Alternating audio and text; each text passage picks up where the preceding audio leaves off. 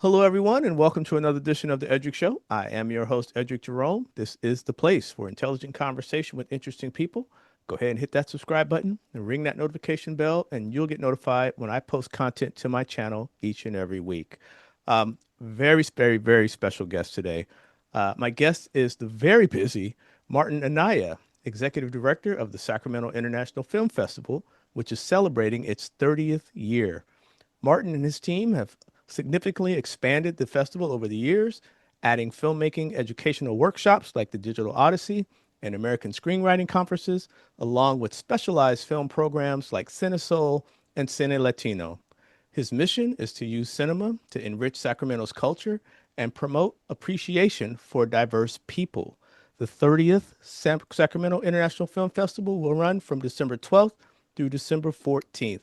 Marty, it's a long time waiting, man. Welcome to the show.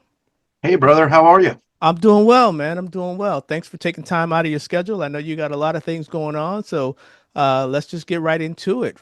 First of all, tell me about the Sacramento Film Festival, Sacramento International Film Festival, and how you got started with this festival.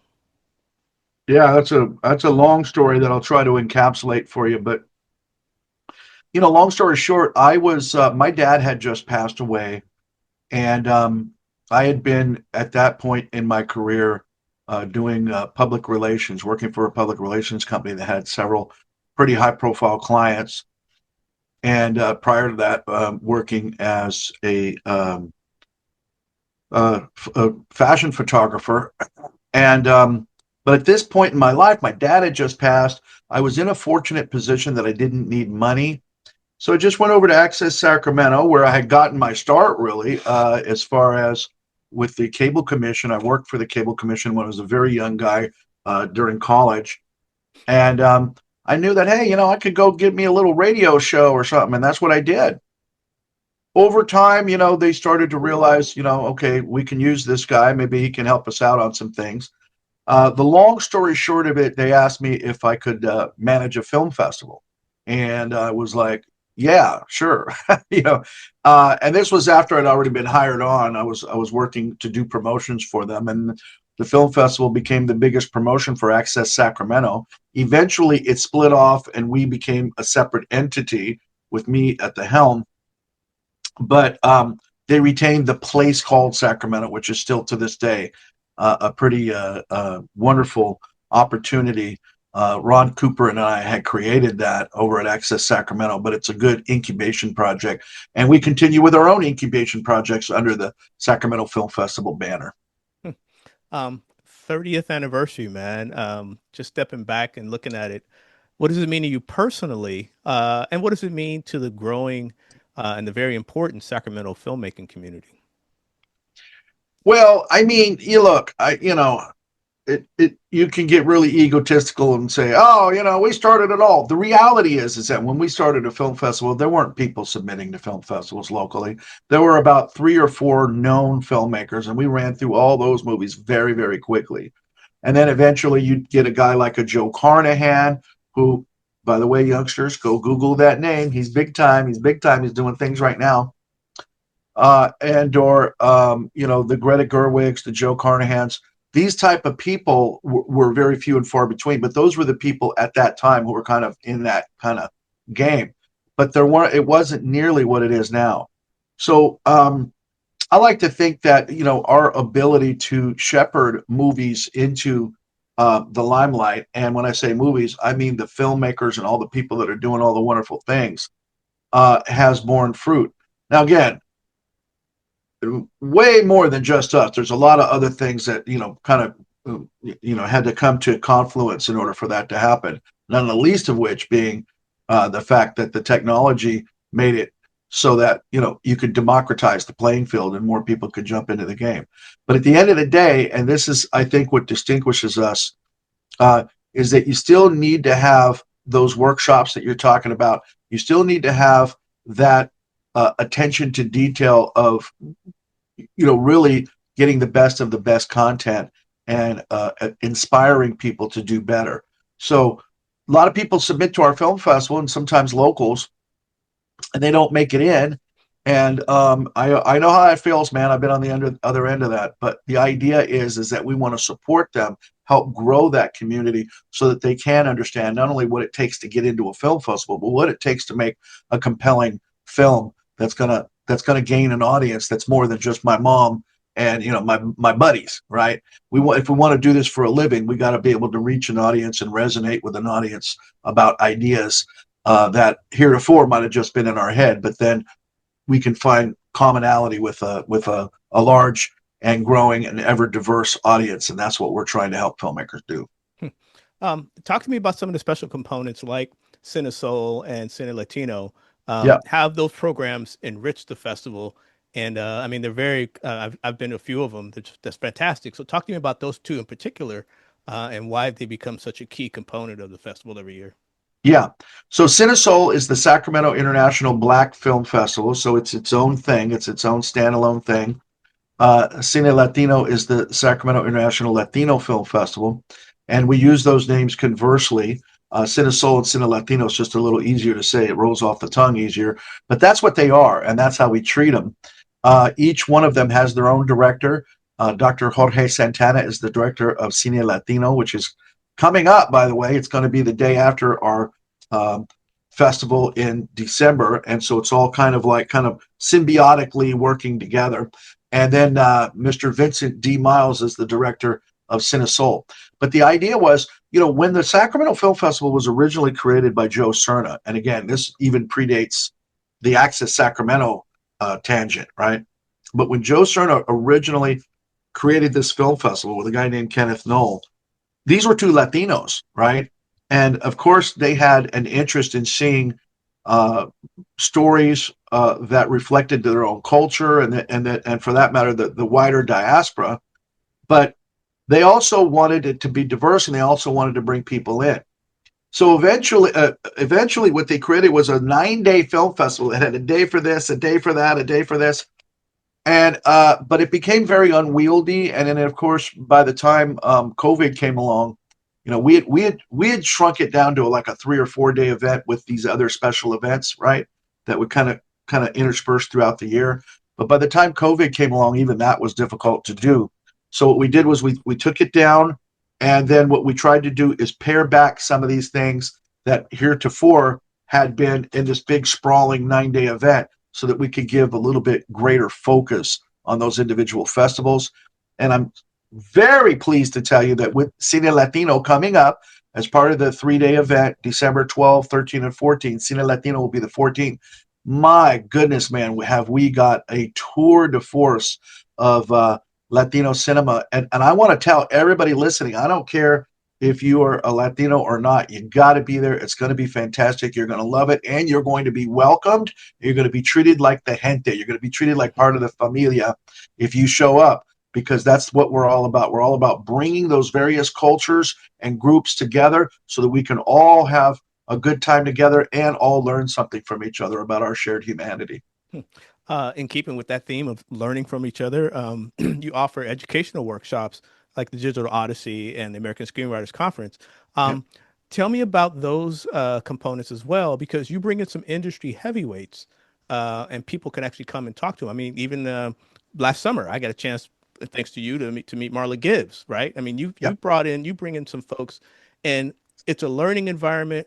It's a Yeah. sharing environment. Creative people can bounce ideas off each other. Talk to me about that component and how that's become such a critical aspect of Yeah, it. well, this year we've been very fortunate. We had Marla Gibbs in the summer. We had Danny Glover for our actual 30th anniversary, because the festival always happened the last weekend in April. And now that it was like last week of April, first week of May. We've made that known to the entire film community over the past 30 years. But this year, what we did was we brought Danny Glover in for a celebration of those 30 years in April. Then in summer, as I said, when we broke some of the little components out, we brought Marla Gibbs. And the idea is not, okay, these are names that you may know. Look, a lot of these young people don't know who Marla Gibbs is. She was on Right, a TV show in the 1970s. right. Now, you and I, we're a little bit older, a little bit more, we're like wine, like fine wine. We've mellowed with gracefully with age. But some of these youngsters don't even know. Um, So, for example, we had a young lady, but you and I were talking off camera about by the name of Parneal Walker. The only reason she knew who Marla Gibbs was is because her mom would watch it. But some of these youngsters who are filmmakers coming up don't know the shoulders on which they stand. So it's not just an idea that we're bringing in names, because even some young people, Danny Glover's an Academy Award winning filmmaker, director, man of the world, supporting so many wonderful causes. A lot of young people don't know who Danny Glover is. They don't know that he was in the biggest film franchise, arguably of the 1980s, with the Lethal Weapon movies and Mel Gibson and all that. They don't even know. So it's not so much that we're trying to bring people in because it's a celebrity value, but it's like what you said. It's the idea that we're going to learn from these, I mean, really giants, really. And we're going to learn more about not only our shared humanity and all those wonderful things that some of these people like Marla and Danny stand for, but we're also going to learn about the game, how to play the game. And at the end of the day, we want audiences to enjoy this film festival and just soak it up for all the art that they're going to get out of it. And we want the filmmakers to actually come away having learned something, and hopefully having had an experience that brought their game up just a little bit. Hmm. Speaking of experience, you have a very good relationship with Mark S. Allen, who's always a big part of this festival as well, whether he's Yeah, debuting a film, interacting with folks, teaching yeah. people. Talk to me about Mark S. Allen and just the critical role he plays with the festival.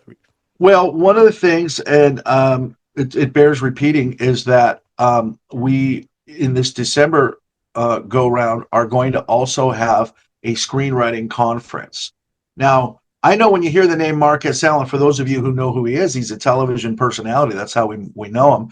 You might not associate him with screenwriting, but the simple fact of the matter is, I think the guy's about 8 feature films deep. And not only is he making feature films on a shoestring budget that look like big budget, multi-million dollar movies, but then he's also getting them distributed. And it all starts with the screenplay.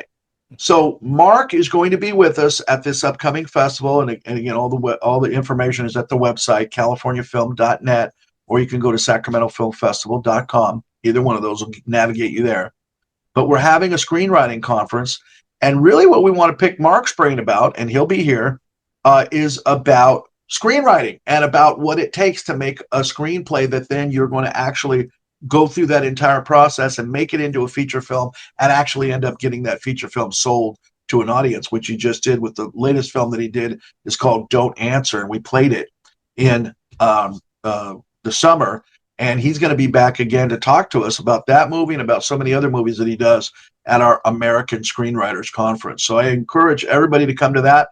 And I encourage people to listen to guys like Marcus Allen. And sometimes you don't even know. You might know somebody in one context, like, okay, he's an air personality, but you don't really know that they're an accomplished XYZ. In his case, he's wearing multiple hats. He's got the screenwriting, the directing, producing, all that. So we're really excited to learn from folks like him. Um, Let me ask you, where did your love for film start and originate? You and I were similar age, so growing up in the 70s and 80s, we had those films, those like Jaws and those big giant movies. But Yeah. how did you get that love for film, man? So when I was a little kid, my dad, was growing up as a little wee guy in San Francisco, right? And my dad would take me to every movie that was out. I remember at the same time when this got to be about 19. Somebody can fact check me on this, but about 1974. I must have been like 8 years old or something. 73, 74. It was Earthquake and The Towering The Inferno, Towering Inferno, man. and they were both out at the same time. These big blockbuster in the 70s. They were really all about these disaster movies, Airplane, Airport. Airplane was I think Airport that was the 77, and yeah, yeah. yeah. And the Airport, yeah, airplane was the yeah, send up. That was the right, joke. Everybody right. remembers Airplane, but Airport, like I said, Towering Inferno, the Poseidon Adventure. Poseidon Remember that one, the Adventure, Poseidon yeah, Adventure? yeah. So we would always go, and I always thought I wanted to be an actor. I would see these big movies, and I always thought. I remember my dad saying we went to see those two movies, Towering Inferno and Earthquake. My dad said, "Hey, son, we really had a shake and bake weekend, didn't we?" Right, Dad, we did. But I thought I wanted to be an actor because I, act a fool. People know me for that. I'm known for that. But that's kind of where I thought I wanted to be, just kind of being soaking up I mean, literally every weekend we saw everything. Me and my dad, we would that was our deal. We would go to the movies. We saw everything. I remember he took me to The Exorcist. Ooh, I must have been all of 7 or 8 years old, and I remember some lady in the line talking behind us. Oh, you don't want to bring your kid, rah, rah, rah, rah. And I remember my dad just shot around and he said to the lady and her husband, "You do what you want to do with your kid, and I'm going to do what I want to do with mine." And hey, you could have a kid in there. It's R-rated, but you had to be with a parent, right? So right, we went right. in there. But I'll tell you what it was. The thing that made me realize I want to be a filmmaker and do this for a living and run a TV station and do all these things was, which is what I do now, for a living for the check. We do the festival for the love of it. We do it for Yeah. the cause, not the applause. That's what I tell people. But it was the movie Star Wars, man. That's what changed it all for me. 1977, we were first screening. I remember I was watching creature features with my Bob dad at Bob night. Wilkins. And I said, Dad, Bob Wilkins played the trailer for it. And I said, Dad, we got to go see that. Little did I know that Bob Wilkins, check this out, had been watching creature features.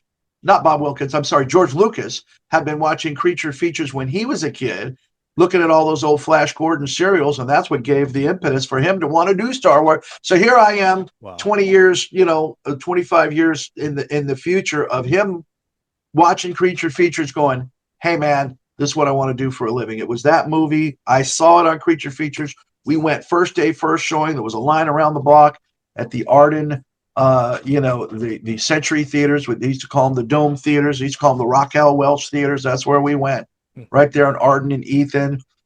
And we saw that movie, and I got to tell you, I wanted to do special effects. I had my whole house. I had makeup. I made the Caro syrup with the little, you name it, man. I was doing it. I had the Super 8 camera that I could barely lift because it was so dang big.